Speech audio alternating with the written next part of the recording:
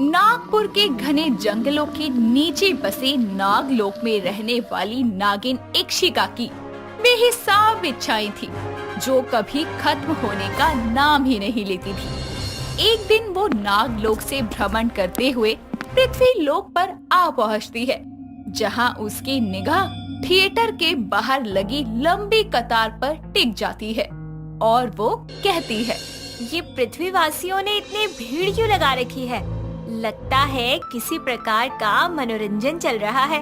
अब तो इच्छा हो रही है कि मैं भी इस मनोरंजन में शामिल हो जाऊं। इच्छा जाहिर करती हुई इक्षिका नागिन थिएटर के अंदर प्रवेश करती हुई फिल्मों का आनंद लेती है और इस तरह सुबह से शाम हो जाती है, जिसके बाद वो वहाँ से निकलकर अपनी अर्ध नागिन अवतार में आकर कहती है, पृथ्वीवासियों का ये यंत्र तो बड़ा लाभकारी है।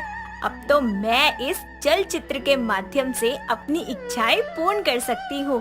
और सिर्फ मैं तो यहाँ बस पृथ्वी लोक पर घूमने के लिए आई थी, लेकिन अब तो मुझे अपनी असीमित इच्छाओं को पूरा करने का जरिया मिल गया है।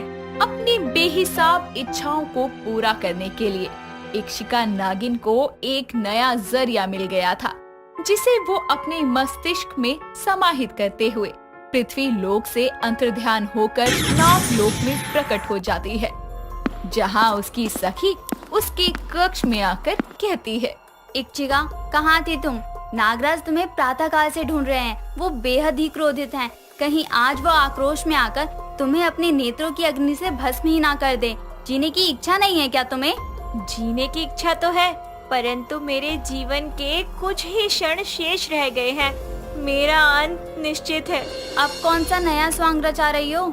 मैं कोई स्वांग नहीं रचा रही, मैं मृत्यु के द्वार पर खड़ी हूँ। मुझे अस्वस्थता ने जकड़ लिया है। भोलेनाथ ऐसा कैसा कर सकते हैं अपने भक्तों के साथ? नहीं, ऐसा नहीं हो सकता। ऐसा हो चुका है। मैं किसी भी क्षण नागलोक से परलोक सिधार सकती हूँ। मेरी मृत्यु से पहले मैं अपने जीवन की हर इच्छा को पूरा करना चाहती हूँ। यही मेरी आखिरी इच्छा है। कहो इक्षिका, क्या आखिरी इच्छा है तुम्हारी? क्या बात है इक्षिका, तेरा झूठी बीमारी का पैगाम तो काम कर गया। मैं तुम्हारे शीश पर इस नील कमल ताज को एक बार अपने शीश पर विराजते हुए देखना चाहती हूँ। मेरा क्या पता मैं कल रहूँ ना रहूँ। हाँ हाँ, क्यों नहीं। ये लो, इस मुकुट को तुम सदा के लिए रख लो। और कुछ? ये नागलोक के कड़वे जहर के घूंट और विधवा दूध की बूंदे पीकर ना मैं पक चुकी हूँ। इसीलिए अब मैं पका हुआ अच्छा भोजन खाना चाहती हूँ। अब ये नकली रोग मुझे 56 भोग के दर्शन करवाएगा। क्या हुआ इक्षिका, तुम कोई इच्छा जाहिर करना चाहती हो? कहने में संकोच मत करो। वैसे तो मैंने अपने पूरे जीवन में विष पीकर ही गुजारा किया है, किंतु आज मैं पृथ्वीवासियों की तरह 56 भोग खाना चाहती हूँ। पता नहीं कल मैं रहूँ कि ना रहूँ। तुम्हारी ये इच्छा अवश्य पूर्ण होगी। तुम विश्राम करो, मैं आती हूँ। झूठी बीमारी के नाम पर इक्षिका अपनी प्रिय सखी का भरपूर फायदा उठाती है और उसके जाते ही वो खुशी से कहती है, इक्षिका, तू तो कमाल निकली। मुझे तो नाट्य रूपांतरण में काम करना चाहिए था। कक्ष में अकेली बैठी इक्षिका आनंद मनाते हुए खाने की राह देख रही होती है। तभी उसकी नजर सभी नाग नागिनों के समूह पर पड़ती है, जो उसके कक्ष की तरफ आ रहे होते हैं। तभी वो कहती है, मैंने तो 56 भोग मंगवाया था। ये सांपों की टोली क्यों चलकर आ रही है? अरे लगता है नक्षिका ने मेरी बीमारी को पूरे नागलोक में महामारी की तरह फैला दिया है। सभी नाग नागिन आंखों में आंसू लिए हुए अंदर प्रवेश करते हैं और इक्षिका कहती है, भोलेनाथ, कहीं इन सभी नाग नागिनों के ये जहरीले नीले आंसू मेरे कक्ष में सैलाब न ले आए। ये क्या अनर्थ हो गया? भोलेनाथ तुम्हें नाश कैसे कर सकते हैं? भोलेनाथ का तो नहीं पता, परंतु नागराज आपके मुंह से आ रही दुर्गंध मुझे जरूर नाश कर देगी। हम इच्छाधारी नागिनों को 1000 वर्ष के जीवन का वरदान प्राप्त होता है। होनी को कौन टाल सकता है नागराज? अब ये दुख जाहिर कर लिया हो तो चले जाओ। मैं दुखी नहीं हूँ, बस भूखी हूँ। मुझे मेरी इच्छा का खाना दे दो।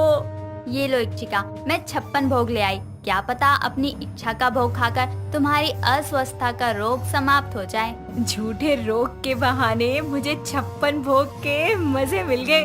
कहो इक्षिका, इस भोजन के अलावा तुम्हारी कोई अन्य इच्छा? अब मैं अपनी कौन सी इच्छा पूर्ति करवाऊं?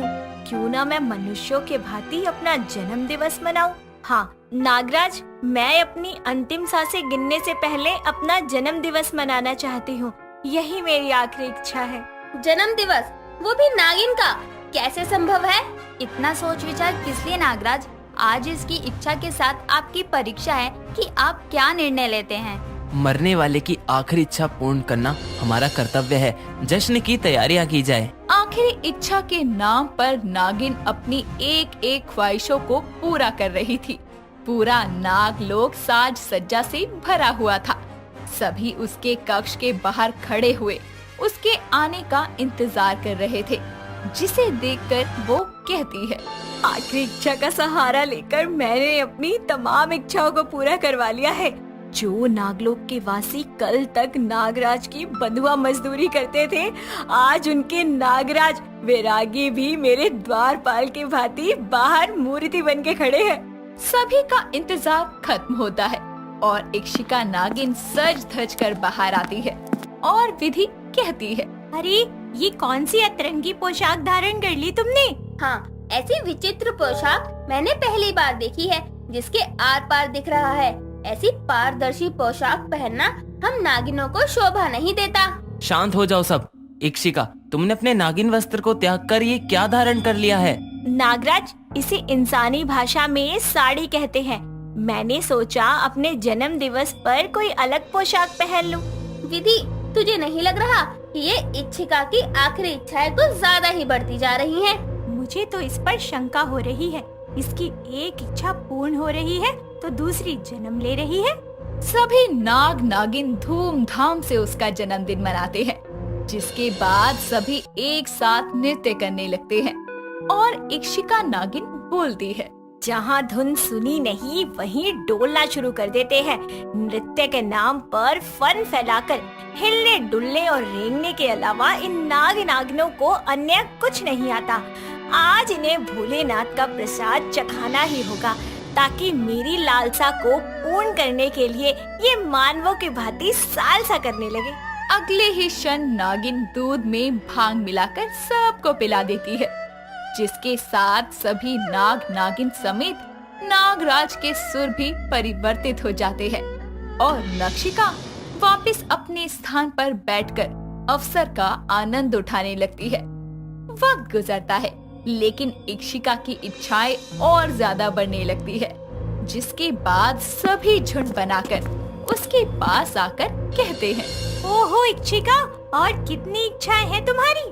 अरे इतनी तो साधु संत भिक्षा नहीं मांगते जितनी अनगिनत तुम्हारी इच्छाएं हैं। हाँ, मैं भी इन नागिनों के कथन से सहमत हूँ। कहीं ऐसा तो नहीं कि तुम बीमारी के आरक्षण में हमारे साथ मिथ्या कर रही हो? लगता है अब ये नाटक और दिन नहीं चलेगा। मुझे अपनी अंतिम इच्छा जाहिर करनी होगी। नागराज, अभी कोई ना कोई इच्छा जरूर होगी कि मेरे प्राण अटके हुए हैं। और वो आखिरी इच्छा क्या है? हाँ, वो वजह प्रेम है। हर नाग नागिन को अपने जीवन में विवाह का सुख मिलता है। मेरी भी अंतिम इच्छा यही है कि मैं सुहागन मरूं। अरे तुम्हारे पैर कब्र में लटक रहे हैं, फिर क्यों, किस लिए? किसी नाग को अगले ही क्षण विधुर बनाने में तुली हुई हो। सारी ख्वाहिशें तो पूरी करवा चुकी हो, अब ये एक आधी इच्छा अगले जन्म में पूरी करवा लेना। नहीं, मेरी आत्मा यही चाहती है कि मेरा विवाह हो जाए। यदि मेरा विवाह नहीं हुआ तो मैं यूं ही भटकती रहूंगी।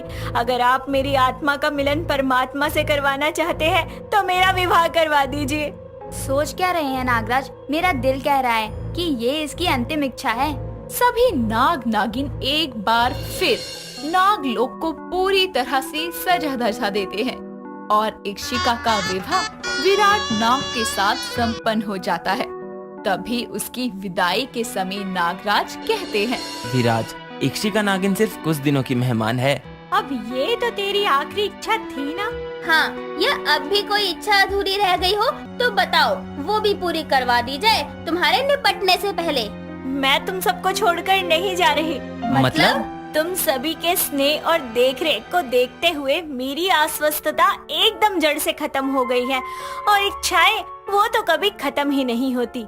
एक पूरी होती है तो दूसरी जन्म लेती है, लेकिन अब मेरी एक आखिरी इच्छा यही है कि मैं अपने पति का परिवार संभालना चाहती हूँ और उसकी इच्छाओं को पूरा करना चाहती हूँ। इतना कहकर इक्षिका नागिन अपने नाग के साथ विदा होकर उसके नाग लोक के लिए प्रस्थान करती है, जिसके बाद सभी नाग नागिन एक दूसरे को निहारने लगते हैं। मुझे तो उसी दिन आभास हो गया था कि ये सिर्फ ढोंग है।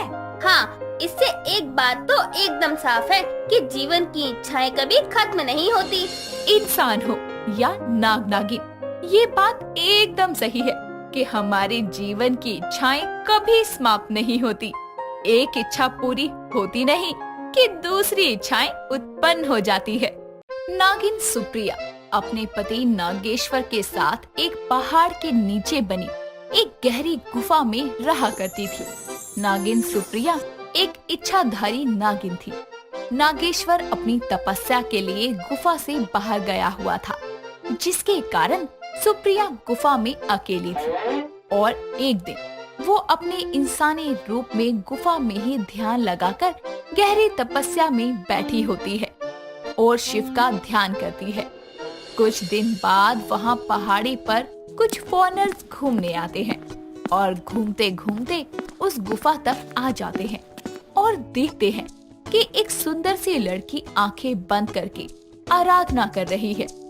ये देखकर उनमें से एक कैलाश नाम का लड़का नागिन के पास जाकर बोलता है, अरे सुनिए जरा, अब अकेली इस गुफा में क्या कर रही हैं? नागिन अपनी आंखें खोलती है और उसे क्रोधित होकर बोलती है, दुष्ट कहीं के, तुमने मेरी तपस्या भंग कर दी। हो कौन तुम और इस गुफा में क्यों आए हो? तुम जानते नहीं हो मैं कौन हूँ? नागिन हूँ मैं, नागिन। अच्छा, अगर तुम नागिन हो तो हम भी यहाँ नागमणि का पता लगाने आए हैं। नागमणि इतनी आसानी से नहीं मिलती, इसीलिए तुम्हारी भलाई इसी में है कि तुम यहाँ से चले जाओ, वरना बहुत भारी कीमत चुकानी पड़ेगी। नहीं, हम यहाँ से नहीं जाएंगे। तुम भी तो यहाँ अकेली ही हो, तो चलो हमारे साथ। चले जाओ यहाँ से, मैं कह रही हूँ चले जाओ, नहीं तो बहुत बुरा होगा। अरे ऐसे कैसे नहीं जाओगी, तुम्हें हमारे साथ जाना ही पड़ेगा। नागिन के साथ वो लड़के बदतमीजी करने लगते हैं, जिसके कारण नागिन गुस्से में अपना रूप बदलकर अपने नागिन रूप में आती है और ये देखकर सभी लड़के डर के मारे भाग जाते हैं। और उनके जाने के बाद नागिन सुप्रिया फिर से ध्यान में बैठ जाती है और तपस्या करने लगती है। कुछ समय में उसकी तपस्या से शिव प्रसन्न होकर प्रकट होते हैं। ये देखकर सुप्रिया बोलती है, हे तीनों लोकों के दाता प्रभु, मुझे ऐसी शक्ति प्रदान करो कि मेरे मुंह की ज्वाला देखकर सब मुझसे डरने लगे। अगर मैं इंसानी रूप में भी हूँ तब भी मेरे मुंह से ज्वाला निकले। भगवान शिव उसको इच्छा वरदान दे देते हैं, जिसके बाद वो आग उगलने वाली शक्ति प्राप्त करती है। कुछ दिनों बाद नागेश्वर अपने नागिन सुप्रिया के पास आता है और बोलता है, अरे सुप्रिया, आज हमारे मिलन की रात है और शाम ढलने में अब थोड़ा ही समय है। हमें कब से इस दिन का इंतजार था स्वामी। हाँ सुप्रिया, कल हम दोनों हमेशा के लिए एक हो जाएंगे। दोनों नाग नागिन अपना इंसानी रूप बदलकर वहाँ से जंगल में घूमने लगते हैं और रात होने पर अपनी गुफा में वापस आते हैं। तभी नागेश्वर बोलता है, सुप्रिया, आ ही गई आखिर अपनी मिलन की रात। नागेश्वर सुप्रिया को गले लगाता है, जिसके बाद नागेश्वर से सुप्रिया बोलती है, कितने सालों बाद ये दिन हमें नसीब हुआ है। जैसे ही सुप्रिया अपनी बात बोलकर खत्म करती है, उसी वक्त उसके मुंह से आग निकलती है। ये देखकर नागेश्वर बोलता है, ये क्या, तुम अपने मुंह से आग उगलने लगी हो, लेकिन कब से? मैंने भोलेनाथ से वरदान मांगा था। काफी समय की तपस्या के बाद मुझे ये वरदान प्राप्त हुआ है। अरे तुम्हें इस आग उगलने वाली ज्वाला की क्या जरूरत थी? तुम तो वैसे ही आग उगलती हो। क्या बोल रहे हो, बोलना जरा। सुप्रिया मुंह से आग उगलते हुए नागेश्वर का मुंह जला देती है, जिससे उसका मुंह काला हो जाता है। बोलो अब दोबारा। मैं तो बस ये बोल रहा था, तुम जहाँ जाती हो वहाँ आग लगा देती हो। कितनी सुंदर हो तुम। नागेश्वर का मुंह देखकर वो हंसने लगती है और बोलती है, अपना मुंह देखो जरा, कैसा लग रहा है। तुम अपनी शक्तियों का गलत इस्तेमाल कर रही हो सुप्रिया। चलो आज हम धरती लोक चलते हैं। आज हम वहाँ की सैर करेंगे। नागेश्वर सुप्रिया की बात मानकर धरती लोक के बाजार में सैर करने के लिए उसे ले जाता है, वो भी इंसानी रूप में। तभी रास्ते में सुप्रिया को देखकर एक लड़का जानबूझकर उसे टक्कर मारता है और सुप्रिया कहती है, तुझे ठीक से चलना नहीं आता क्या? आंखें किसी अस्पताल में दान देकर आया है क्या? उसकी बात को अनसुनी करता हुआ वो निकलता है और तभी सुप्रिया को गुस्सा आता है और वो अपने मुंह की आग उगलते हुए उसके कपड़े जला देती है। उसके मुंह से निकली ज्वाला इतनी भयंकर होती है कि उस आदमी के पीछे खड़े एक आदमी की सिगरेट भी उसी आग से जल जाती है और बेचारा डर के मारे सिगरेट छोड़कर भाग जाता है। ये देखकर नागेश्वर बोलता है, ये तो तुमने सही करा, उसे मारने की जगह उसकी गलती की सजा दी। मैं होता तो अभी उसे डरकर मार देता। आखिर मेरी पत्नी को उसने टक्कर कैसे मारी? अब चुप भी करो। और हाँ, मुझे शिव की पूजा के लिए कुछ फूल लेने हैं। नाग नागिन माली के खेत में फूल तोड़ने जाते हैं और नागिन खेतों में से फूल तोड़ने लगती है। तभी वहाँ माली आकर सुप्रिया को मना करता है और बोलता है, मुझे शिव की पूजा करनी है, जिसके लिए मुझे कुछ फूल चाहिए। आप मुझे फूल दे दीजिए। माली एक बार फिर मना कर देता है और नागिन क्रोधित होकर बोलती है, जिस भगवान ने तुम्हें रहने के लिए जगह दी, खाने के लिए अन्न दिया, उस भगवान के लिए तुम फूल देने से मना कर रहे हो? तुम्हें धरती पर रहने का कोई हक नहीं है। इतना बोलकर सुप्रिया उस माली को आग उगलने वाली शक्ति से भस्म कर देती है। जिसके बाद अगली सुबह होते ही दोनों यानी सुप्रिया और नागेश्वर नागलोक में चले जाते हैं और वहाँ अपने असली रूप को धारण करते हैं। ऐसे ही समय बीतने लगता है। कुछ दिनों बाद सुप्रिया की बहन नागलोक में उसके भवन में आती है, जहाँ कुछ दिनों तक वो उनके पास ही रहती है और वो नागेश्वर को पसंद करने लगती है।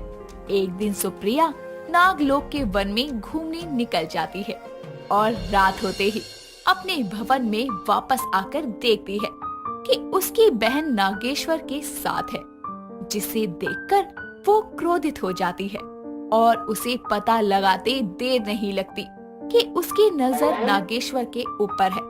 पर नागेश्वर तो सिर्फ अपनी पत्नी सुप्रिया को ही चाहता था, लेकिन अपनी बहन की ये हरकत देखकर सुप्रिया को बहुत क्रोध आता है और वो अपनी बहन के ऊपर आग उगल देती है, जिससे उसका चेहरा जलकर काला हो जाता है और वो बोलती है, जा अब इस काले से मुंह से पटा मेरे पति को। सुप्रिया की बहन वहाँ से भाग जाती है।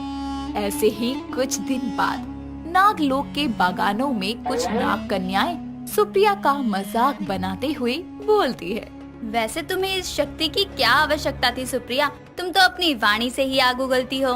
ये मुझे क्रोध क्यों दिला रही है? जैसे मैंने अपनी बहन का हाल किया था, कहीं इनका न कर दूं। ओह, लगता है शक्तियाँ काम नहीं कर रही सुप्रिया की। क्यों, सही कहा ना मैंने? मुझे क्रोध दिलाने पर मजबूर कर रही है ये। बोलो बोलो, क्या हुआ सुप्रिया? चुप क्यों हो? तुम्हारी शक्तियाँ काम नहीं कर रही थी जो तुमने आग उगलने का वरदान और मांग लिया। सुप्रिया जैसे ही गुस्से से अपनी आंखें लाल करके मुंह से आग की ज्वाला निकालने ही वाली होती है, वैसे ही नागेश्वर आकर उसके मुंह पर हाथ रख देता है और बोलता है, अपने गुस्से को शांत करो सुप्रिया, क्रोध में तुम नुकसान ही कर रही हो। कितने लोगों को मारोगी और आज तो तुम एक नाग कन्या को भस्म करने वाली हो। नहीं, मैं ये नहीं होने दूंगा। जैसे ही नागेश्वर सुप्रिया के मुंह से हाथ हटाता है, वैसे ही वो अपने क्रोध को शांत करने के लिए सुप्रिया अपने मुंह से अग्नि जमीन पर उगल देती है। लेकिन इस वजह से वहाँ खड़े नाग कन्या की पूंछ में आग लग जाती है, जिसके बाद सारी नाग कन्याएं डर कर भाग जाती है। सारी नाग कन्या नागलोक के नागराज के पास जाती हैं और वहाँ जाकर सुप्रिया के बारे में बताती हुई बोलती है। नागराज जी, सुप्रिया अपनी शक्तियों का गलत प्रयोग कर रही है। कभी लोगों को जलाकर भस्म कर रही है तो कभी किसी का मुंह जला रही है, और आज तो उसने मुझे ही जलाने की कोशिश की। देखो नागराज, मेरी पूंछ। नाग कन्या अपने अर्ध नागिन रूप में नागराज को अपनी जली हुई पूंछ दिखाकर बोलती है। नागराज, सुप्रिया अपने क्रोध में नाग नागिनों का नुकसान कर रही है। वो ये भूल रही है कि नागलोक में ऐसा करना गलत है। बेवजह नाग नागिनों को क्षति पहुंचाना ठीक नहीं। हम सुप्रिया को दंड जरूर देंगे, उसे हमारे सामने प्रस्तुत किया जाए। नाग कन्याएं नागलोक में जाकर सुप्रिया को नागराज का संदेश देती है और सुप्रिया उसी समय नागराज के पास आती है और हाथ जोड़कर नागराज के सामने खड़ी हो जाती है। तभी नागराज बोलते हैं, तुमने नागलोक के नियमों का बेवजह उल्लंघन किया है। नागलोक में आतंक फैला रखा है तुमने। तुम अपनी शक्तियों का गलत उपयोग कर रही हो, इसीलिए तुम्हें दंड देते हैं कि अब से तुम अपनी इस अद्भुत शक्ति का प्रयोग इंसानों और नाग नागिनों को भस्म करने में नहीं, बल्कि नागलोक के विशाल भोजनालय में खाना बनाने में करोगी। यही दंड है तुम्हारा। जाओ और अपनी मुख की अग्नि से भोजन पकाओ। सुप्रिया को रसोई घर में भोजन बनाने का काम दे दिया जाता है, जिसके बाद वो अपने मुंह की आग से भोजन बनाती है।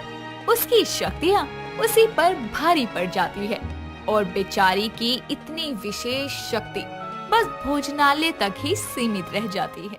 ट्रैफिक से भरी सड़क, आसपास हजारों लोगों की भीड़, गाड़ियों के बजते हॉर्न से शोरगुल के बीच मोहिनी नाम की नागिन अपने इंसानी रूप में नागलोक से पृथ्वी लोक पर पहली बार ऐसे भीड़ भाड़ वाले इलाके में आई थी और लोगों के बीच से जाने की कोशिश कर रही थी कि तभी उसे एक लड़की टक्कर मारकर निकल जाती है।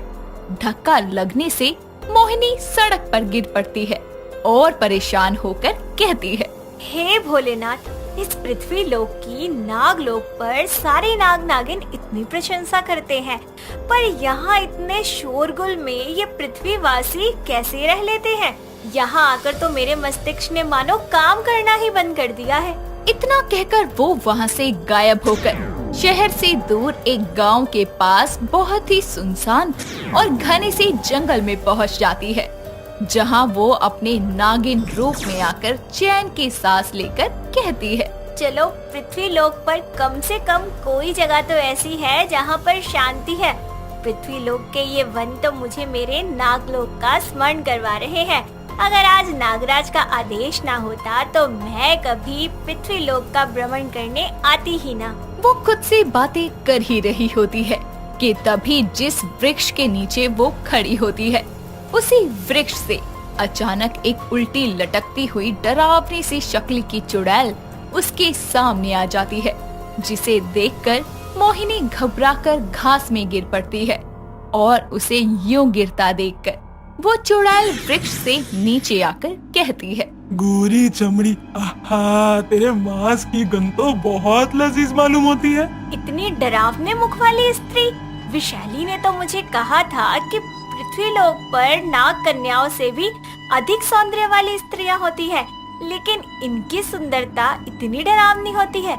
इस विषय में तो उसने मुझसे कुछ नहीं कहा। सुनो बहन, तुम कौन हो और इस घने वन में क्या कर रही हो? ये जंगल मेरा है, मैं इस पीपल के पेड़ पर ही लटकती हूँ। मैं इस जंगल की पीपल वाली चुड़ैल हूँ, चुड़ैल। चुड़ैल? पृथ्वी लोक पर मनुष्य के अलावा चुड़ैल नाम के भी प्राणी होती है। हे भोलेनाथ, मनुष्यों की ये कैसी प्रजाति बनाई है आपने? ये लड़की ना समझ जान पड़ती है। अच्छा है, आज मुझे शिकार के लिए गांव नहीं जाना पड़ेगा। इस लड़की का मांस खाकर और खून पीकर ही आज मैं अपनी भूख मिटाऊंगी। तभी चुड़ैल मोहिनी पर अचानक से अपने लंबे नाखूनों से वार करके उसके हाथ को घायल कर देती है, जिससे मोहिनी के शरीर का जहर बहने लगता है, जिसे चुड़ैल खून समझकर पीने लगती है। लेकिन उसी पल उससे दूर होकर वो जहर थूकते हुए कहती है, आथू, तेरा खून है या नीम का काढ़ा? इतना कड़वा है आथू, सारा मुंह करेले सा हो गया। मूर्ख चुड़ैल, मैं एक नागिन हूँ और एक नागिन की रगों में रक्त नहीं बल्कि जहर दौड़ता है। तेरी हिम्मत कैसे हुई मुझ इच्छाधारी नागिन पर वार करने की? अब देख तू मैं क्या करती हूँ। चुड़ैल की इस हरकत से मोहिनी क्रोधित होकर अपने नागिन रूप को धारण करती है और चुड़ैल के पूरे शरीर को अपनी कुंडली में जकड़कर उसे डसने उसके चेहरे के करीब जाती है, लेकिन बिना डसे ही अपने इंसानी रूप में आकर अपना जहर उगलते हुए कहती है, तुम्हारा ये डरावना चेहरा और ये सड़ा हुआ शरीर देखकर मुझे तुम्हें डसने में भी घिन आ रही है। भोलेनाथ पहली बार पृथ्वी लोक पर किसी से मिलवाया, वो भी इस सड़ी हुई चुड़ैल से। अच्छा, तो तू कोई इंसान नहीं बल्कि एक नागिन है। अच्छा हुआ कि तूने मुझे नहीं डसा, क्योंकि तेरा जहर मेरा कुछ नहीं बिगाड़ सकता, क्योंकि मैं तो मरकर ही चुड़ैल बनी हूँ ना। ये तो सत्य कह रही है। मेरा जहर पीने के बाद भी इसकी मृत्यु नहीं हुई, अर्थात ये चुड़ैल मुझसे ज्यादा शक्तिशाली है। ये असंभव है। ओ मूर्ख नागिन, जिस तरह से तू अपने लोक से यहाँ आई है उसी तरह वापस लौट जा, क्योंकि ये जंगल तेरे भटकने की जगह नहीं, मेरा बसेरा है यहाँ, बस मेरा। पास वाले गांव में मेरी इतनी दहशत है कि लोग अपने घरों से निकलने में भी कतराते हैं। उसके इतना कहने से मोहिनी वहाँ से गायब होकर नागलोक लौट आती है। उसे नागलोक में देख उसकी माँ नागीशा हैरानी से उससे वापस लौटने का कारण पूछती है और मोहिनी भी उसे सब कुछ बताती है। तभी नागीशा क्रोधित होते हुए मोहिनी से कहती है, पृथ्वी लोक की एक चुड़ैल से भयभीत होकर तू वापस नागलोक लौट आई। अरे अगर ये बात पूरे नागलोक में फैल गई तो सभी नाग नागिन तेरा उपहास करेंगे और तो और नागराज के सामने तुझे शर्मिंदा होना पड़ेगा। फिर तू किस मुख से नागलोक में वास करेगी मोहिनी? नहीं, पृथ्वी लोक की उस दुष्ट चुड़ैल के कारण मैं नागलोक में लज्जित नहीं हो सकती। मैं उस चुड़ैल को बता दूंगी कि वो एक इच्छाधारी नागिन से ज्यादा शक्तिशाली कभी नहीं हो सकती। माँ, अब मैं पृथ्वी लोक पर अपने भ्रमण की अवधि खत्म होने से पूर्ण ही लौट आऊंगी। इतना कहकर वो वापस पृथ्वी लोक के उसी जंगल में लौटती है तो देखती है कि वो चुड़ैल एक जिंदा आदमी को जबरदस्ती पकड़कर ला रही होती है और वो आदमी रोते हुए गिड़गिड़ात कर कहता है, छोड़ दो, जाने दो मुझे। अरे भरी जवानी में मैं मरना नहीं चाहता। अरे मुझ हड्डी जैसे इंसान को खाकर तुम्हें क्या मिलेगा? दया करो गरीब पर, भगवान के लिए मुझे छोड़ दो। भगवान के लिए छोड़ दिया तो मेरी भूख कौन मिटाएगा? इसलिए गला फाड़ना बंद कर, वरना मैं तेरे 2 टुकड़े कर डालूंगी। अरे कोई बचाओ, ये चुड़ैल मुझे खा जाएगी। मैं इस जंगल के रास्ते आया ही क्यों? अरे बचाओ कोई मुझे। तुझे मरने की ज्यादा ही जल्दी है तो फिर ठीक है।